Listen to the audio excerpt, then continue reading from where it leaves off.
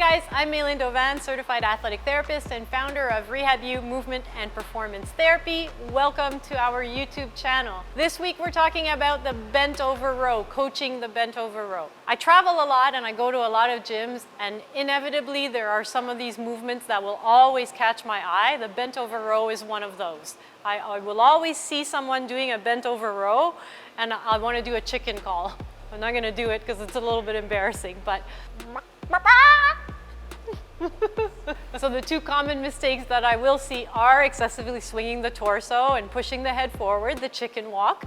And the other common mistake is improper positioning. So a kind of squatty, hingy position, which means that people are not in the right position to row and end up shrugging the barbell. A lot of times these technical faults are from improper setup, and you can fix them with a proper setup. You always want to be able to use a variation of the bent over row to help people become aware of the proper positioning and the proper technique. So we're going to go into those common mistakes and then variations of the bent over barbell row to fix these common mistakes. Hey guys, thanks for watching our videos, and don't forget to subscribe to our YouTube channel. First exercise variation that we can use is an exercise called scratch the rack, which you would do with the barbell, but we're going to do with the dowel just because we don't want to damage the squat rack. So Pierre-Luc is in this position where he's in his proper hinge position, right?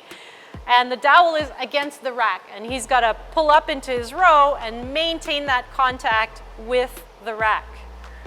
So in this position, he's not able to do the chicken walk because the bar stops him, right? So it forces him into the right position, and he's not going to be able to excessively swing the torso or push the head forward.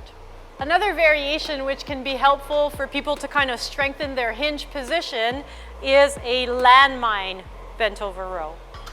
Now, because there's less to control here, less degrees of freedom, the path of the barbell is guided by itself, by the position of the landmine, it's easier for Pierre-Luc to maintain his hinge position and do his row, okay? But he's still working on strengthening that hinge position as the foundation from which to pull in his bent over row, which is something that's important that we want to try to keep in our variations. So again, the landmine helps him push into the ground, maintain that hinge position, but he doesn't have to control the barbell moving away from his body. It's working on its own path. Go ahead and do a couple more reps for us. All right guys, so hopefully this eliminates all chickens from the gym. So those were our bent over row common mistakes and ways to use bent over row variations to fix those mistakes. And by fixing those mistakes, we mean bringing awareness to those mistakes and trying to strengthen the element that's contributing to that mistake, or trying to avoid a compensation that we're seeing.